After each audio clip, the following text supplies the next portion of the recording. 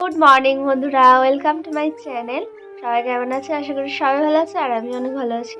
তো এত ঠান্ডা পড়েছে কি বলবো, কালকে সন্ধ্যাবেলা তো প্রচণ্ড ঠান্ডা লাগছিল, শুয়েই ছিলাম। তো যাই হোক, তারপরে উঠে আবার রুটি রুটি করলাম প্রচণ্ড কষ্টে।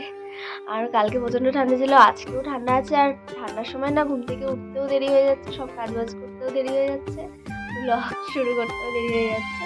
তো এখন 9:30 বাজে। তো এখন থেকে আমার স্টার্ট করছি ভিডিওটা। তোমরা সারাদিন পাশে থেকো, কী করছি না করছি সবটাই শেয়ার করবো। তো দেখতে থাকো। কে নুন মাখিয়ে রেখেছিল যে চালগুলো, এগুলো তো এখন শুকাতে হবে, তাই জন্য মা এখন রোদে মেলে দিচ্ছে চালগুলো, এখন শুকা। আমি এখন কালকের ওই কলাই সিদ্ধ ছিল, আজকে আর মুড়ি খাবার কিছু করিনি। এই কলাই সিদ্ধ দিয়ে সবাই খাবে বললো। এখন যদি কিছু করি না, এটা থেকেই যাবে, সে ফেলে দিতে হবে। তার জন্য এটা দিয়ে সবাই খাবে বললো, আর মুড়ি কিছু করতে বারণ করলো, তাই এটাকে গরম করে দিচ্ছি। তো যাবে, এখন খেয়ে যাবে মনাকে ভর্তি করতে। কালকে তো ভর্তি হয়নি, আবার যেতে হবে আজকে। মনা কি করছিস সেটা? কি করবি? নষ্ট করে দিলি কেন মগটা? ফুল গাছ? কি ফুল গাছ লাগাবি? ফুলটা ছিঁড়া তুই ফুলটা পুঁতবি? অ্যালোভেরা? দেখেছো মেয়েটার কাণ্ড, দেখেছো? স্কুল শুরু হবে কবে থেকে জানিস না? ভর্তি তো হলো না এখনো, যাবি না আজকে? এই দেখো দিদি এখন জাতা নিয়ে বসেছে, আমাদের বাড়িতে এখনো জাতা আছে। তো এই দেখো কালো কলাই ভাঙছে।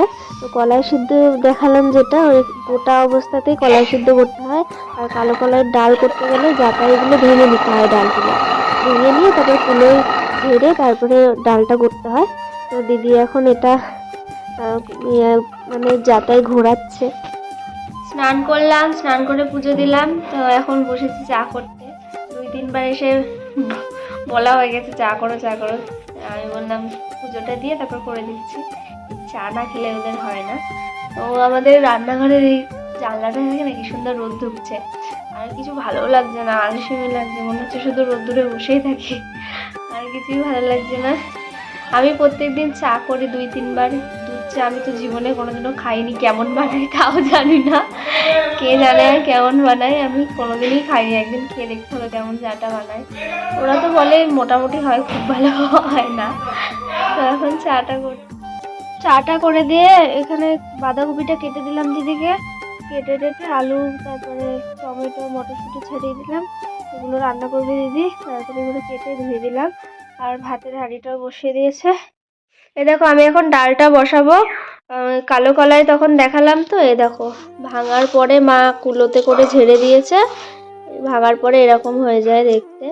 এটা কচু রসুন আর লঙ্কা দিয়ে এটা সিটি দিয়ে দিতে হয়, 4-5টা সিটি দিয়ে ওই সিদ্ধ ডালটা তারপরে তেল আর নুন দিয়ে ঘেঁটে দিয়ে ওটাকেই কালো কলাইয়ের ডাল বলে, ওরকম করেই খেতে হয়। তা আমার এটা ঠিক পছন্দ না, আমি খেতে পারি না, আমার গন্ধ লাগে। তো আমার মুসুর ডালটাই ভালো লাগে। আর এইদিকে দেখো, আর এটা কি বলতো, এটা হচ্ছে তিল।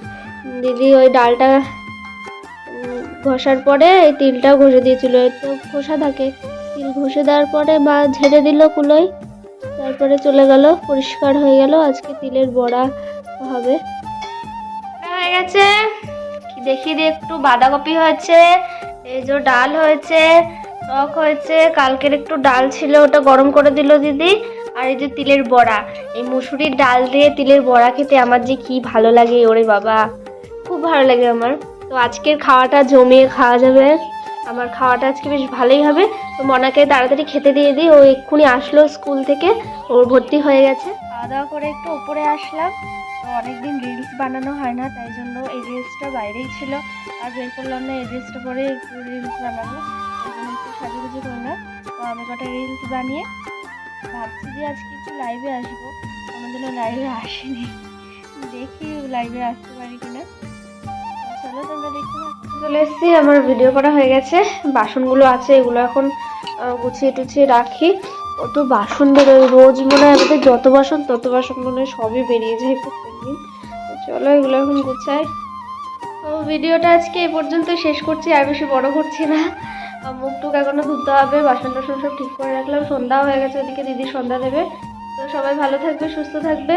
তো আমার ভিডিও ভালো লাগলে অবশ্যই লাইক দিয়ে দেবে একটা, আর আমার চ্যানেলটা সাবস্ক্রাইব করে দেবে। আর যারা এফবিতে দেখছো তারা আমার পেজটা ফলো করে দেবে। সবাই ভালো থাকবে, টাটা।